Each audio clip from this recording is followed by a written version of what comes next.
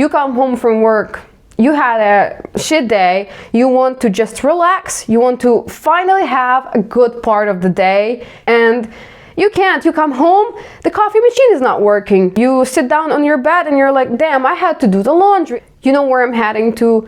Those moments that you're like, hi everyone, you're on a Didactic channel. My name is Tanya. I'm bilingual. I speak Ukrainian because I'm Ukrainian, and I also speak English. Yeah, I also speak Russian, but let's say I'm bilingual, not trilingual in the current situation. And I want to cover so many topics on my channel. I lived in both Western and Eastern world. I lived in the US for 2.5 years. Now I'm living in the Netherlands, and of course, most of my life I lived in Ukraine, and I have a lot to talk about. I have a lot to share. I have a lot to compare about bilingualism, about how place of living affects happiness, how much we underestimate our traumas. There's just so much in my head that very limited amount of people can take that amount of me talking. Usually it's just ChatGPT, but I want to express it to the world. That's why I'm here. Recently, my friend said about ChatGPT workers and my talks to ChatGPT that last week only 7 people killed themselves from your talks. I love talking to chat, and I should make another video about it, why I love talking to it, how much I'm getting out of it. So yeah, there is just so much that wants to come out that I'm just supporting the flow with having this channel. And the first topic that I want to discuss, I call it imperfect moments, how to enjoy imperfect moments of life.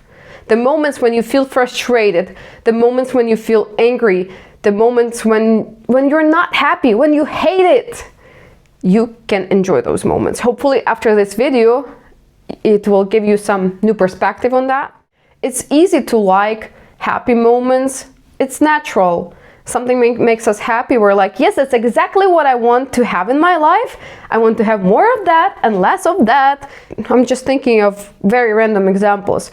You come home from work, you had a shit day, you want to just relax, you want to finally have a good part of the day, and you can't. You come home, the coffee machine is not working. You sit down on your bed and you're like, damn, I had to do the laundry. You know where I'm heading to? Those moments that you're like, fuck this day. When something happens and you're like, great.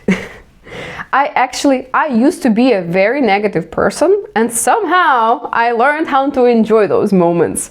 And somehow it's a big work that I've done on myself. In all those moments when the weather sucks, my clothes is not clean, I don't know, I don't have food in my fridge, or I have too much food and the fridge is full and now I have to clean it.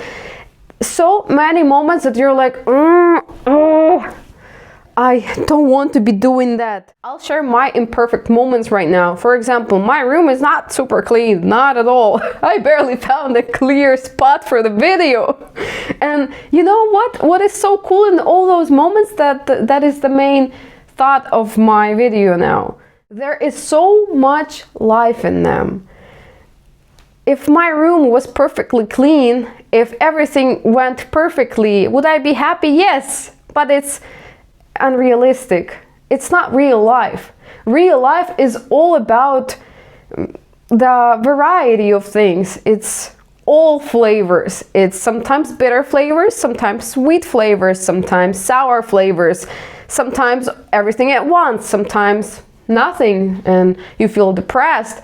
But it's all just different flavors of life, and that's what inspires me to enjoy these moments, to find beauty in them. Yeah, the coffee machine may not work, it might have been broken, or you just need to add some water. You have to figure that out. It is a little moment, and it is a little annoying moment, but you know, now I can just smile and think, yeah, of course I should add some water. Or I come to my room, it's a effing mess, and I'm like, of course I have to clean the room. And instead of being frustrated how I usually was, like, why I made it so messy?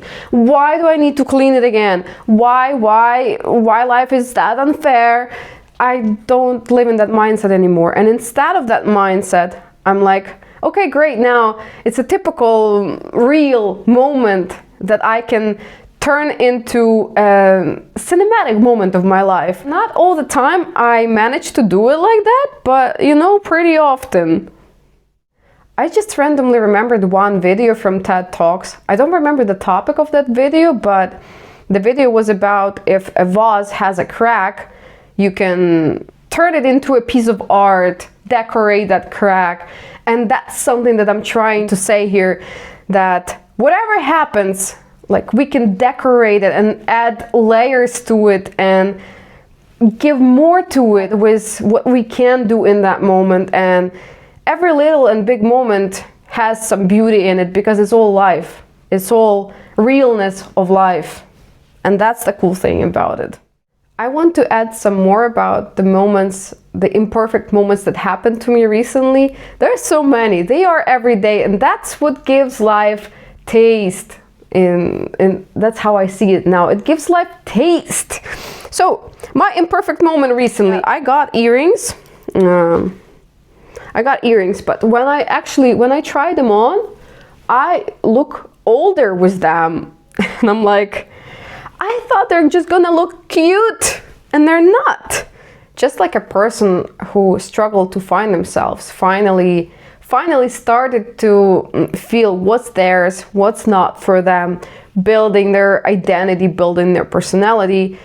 That's something similar that I see with those little moments. If a person can have a glow up, why can't we give glow ups to those little annoying moments? For example, I have a chocolate ornament kind of thing, and I had like 10 of them. And they are supposed to go on a Christmas tree, but I immediately ate one of them because I wanted it. And I just, after that moment, I just smiled and said, of course you ate it. Of course, it's chocolate. Of course you did.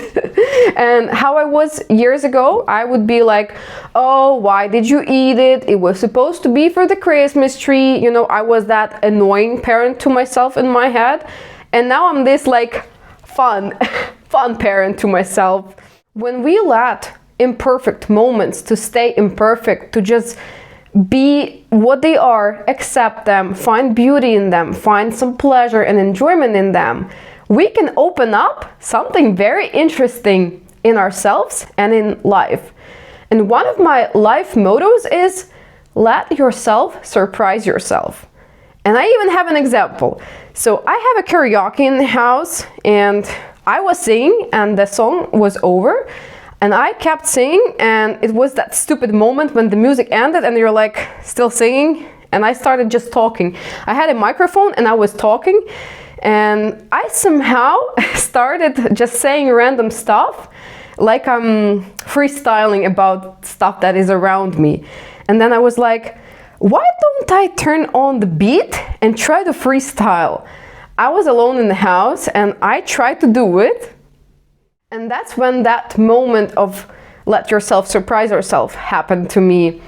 Actually, many of them, and that's my motto for many years already. But like, I started talking about different stuff around me. I turned on the beat and I realized that I can freestyle in a foreign language. Yes, I'm bilingual, because if you live for many years speaking a different foreign language, you lived a lot of emotions in that language. It starts to be stored in that part of the brain where your native language is.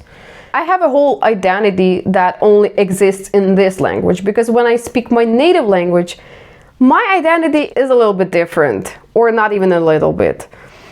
Where I was heading to, that, yeah, I didn't know I can rhyme that easily. So I said something like, topic's gonna be that I love the tea.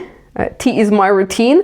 And I remember the word routine because I recently found out that I'm neurodivergent.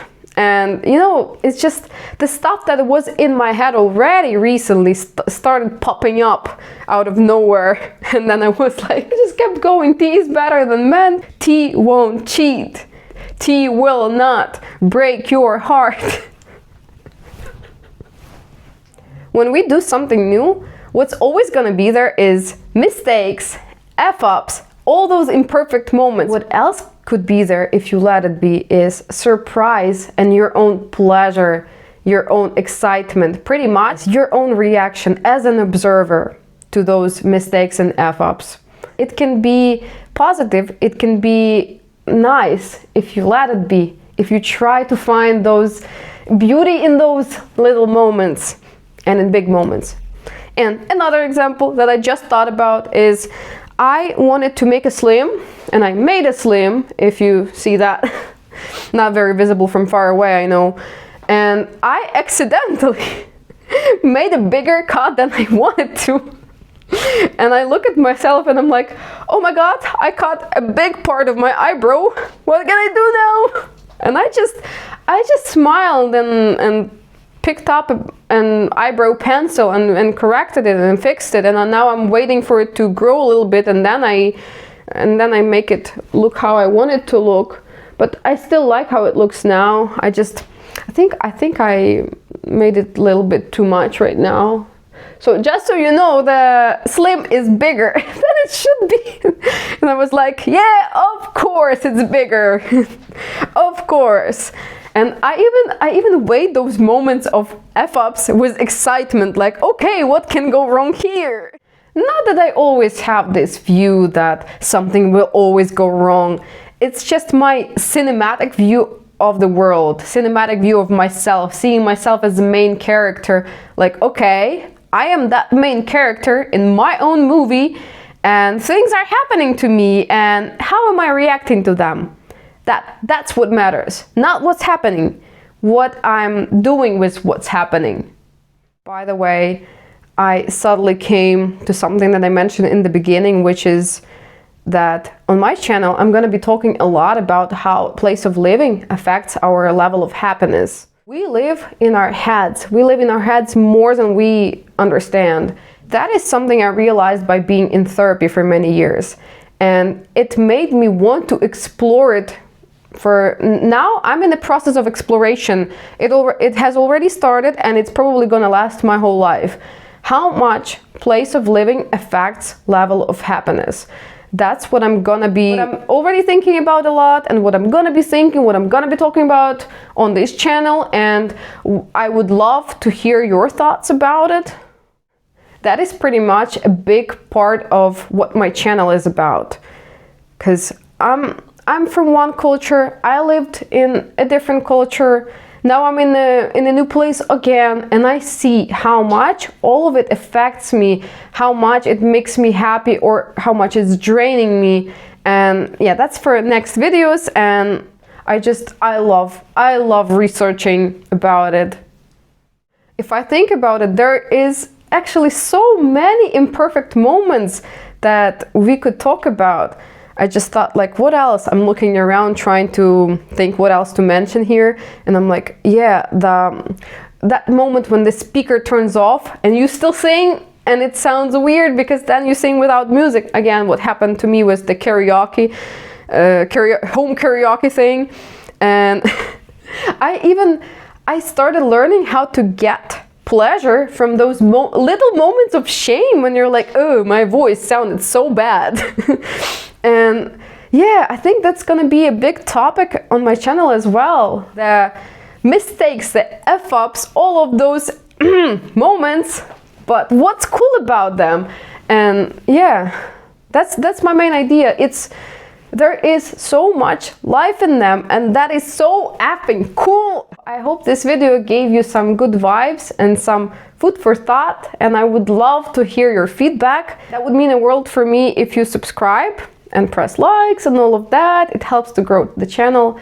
And thank you for watching, and see you again really soon, hopefully. I plan to release videos every 2 weeks, not every week, because it's a bit a lot of work for one person, and I'm trying to play it long.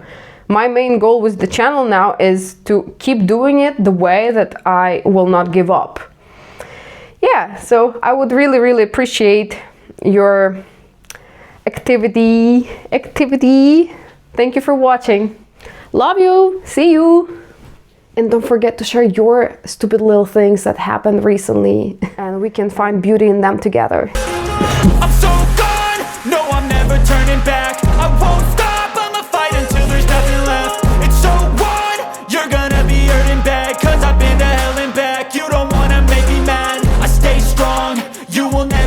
crack. And if you get in my way, you gonna feel the wrath. Gotta say it to my face while he's looking back.